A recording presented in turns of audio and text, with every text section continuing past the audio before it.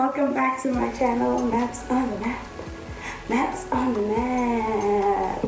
My name is Max. To those who don't know me, my full name is Mapula and I am a South African living in Shanghai, China. Today I'm going to be talking about work relationships in a training center versus a bilingual kindergarten. So this is like a training center with a lot of foreign teachers and a bilingual kindergarten with very few foreign teachers. What does that look like? So I'll just share a little bit of my experience. So when I arrived in China, I had a job offer with the training center. And they had everything like planned out, scheduled. We had onboarding. So we were staying in a hotel. I met the other foreign teachers who had come from South Africa, the States, the UK, all over. And so first friendships or relationships that I built were with the people who also came in the same time as me to teach. But we were all part of the same company, but we were all going to different places. Like some people were actually going to be teachers in other parts of China, not necessarily Shanghai. I actually got to be roommates with some of those teachers. So someone came to pick me up from the headquarters after training and took me to my center, showed us how to take the metro, and also where the center is, introduced us to the staff. Everyone was very helpful and they were available to help, available to answer questions. And yeah, it was easy to make friends, and you know, we'd always go out for dinner after work. All the teachers knew how to speak English, so there wasn't a language barrier. What most people do is they will come to China through a training center, and then they will transition into a kindergarten, or they will go to a kindergarten. So it took me 2 years before I went to a kindergarten. And okay, so let me give you a piece of advice. Now, if you are looking for a job in a kindergarten and you get to the interview time, and they ask you, do you have any questions?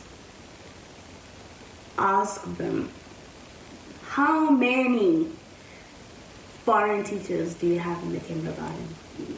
This will help you kind of like suss out what kind of a situation you're getting yourself into. Trust me. Like if they say like less than 3, you know, like you know that your Chinese is about to improve. If you don't know any Chinese, if you don't know any Mandarin, you are about to go from level 0 to 10, right? But if they say like 10 or more, then you know that you're at home. You're going to be speaking a lot more English than trying to speak Chinese, because there won't be a need to. Yeah, so the kindergarten that I went to, turns out that there was only 3 foreign teachers. I didn't know this. I found out on the day that I arrived. And I remember when I arrived, I remember opening the door, going in, greeting people like, hi everyone, or good morning, something along those lines. And I think only like 1 or 2 teachers like raised up their hand, their head, and said good morning. And then it's just quiet.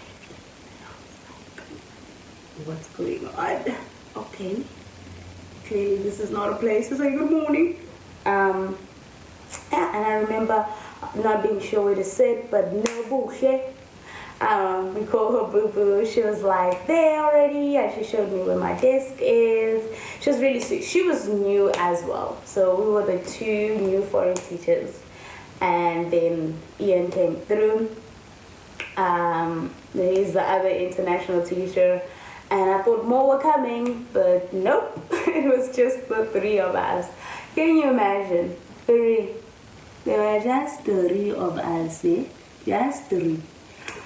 Okay, so yeah. Later on, I just felt and thought that they were not interested. Like they just closed off kind of people. which I did learn getting here, that people here apparently, like, the culture is not very friendly to strangers. People care more about their families. So in South Africa, we greet. Hey, if we don't greet, especially where I come from in Limpopo, like, it's like you'll get chewed. Like, hey, are you walking past trees that you don't greet? We're just poles standing here. Like, if you go into a store, you don't just go and say, oh, I want this, I want this. You greet first. Hello, how are you? Okay, can I have this? Can I have that?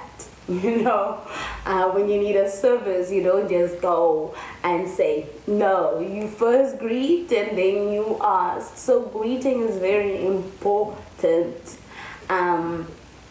So no, greet for who? You know, so, like, you know, going into a lift and just being like, hello, people just look at you like, okay, ignore you. So I was already used to that for 2 years. I just didn't expect it to be in a workplace where I was new. And yeah, so there was no introduction, no, hi, this is our new teacher, maths. And boo-boo, no, none of that. But I do remember there was a particular teacher, Vicky. This teacher comes, sits next to me. She's like, hi, how are you? My name is Vicky. If you need anything, just let me know. I'd like to help and everything. And I was like, oh, that's so nice. She's like, yeah, don't worry. Anything you need, I can help you. And I was like, oh, that is so sweet. Vicky would try to speak English and all of that, and her colleagues would just laugh at her sometimes because she was struggling, but she was doing well. She was just really open and everything. So it was good to find out that I will be teaching with her. Working in this kindergarten was difficult, I'm not gonna lie, and that is because of the culture shock. It's like I came to China and I had a culture shock and I got over it, right? And then I came to this kindergarten and I had a second culture shock. So it's just that with some of the teachers, the reason why they were like that is because they didn't have confidence in speaking English, or they just couldn't speak English. Most of the teachers didn't speak English. So there are 3 bilingual teachers, so that means there are 6 English classes, right? And then the rest of the classes are local stream. So they didn't have to speak English, they didn't have to. So that's why. So for a long time, that's the situation. But what was helpful is now I'm in a workplace where I'm hearing Chinese more than English. Now I'm spending a whole day with children, and most of the children couldn't speak English, so now I have to learn by fire, by force. So I learned a lot from the children, and from that I will try practice, and I think that is what bonded me with that's what helped bond us. Is that we'd have this thing of like, okay, you teach me Chinese and I'll teach you English.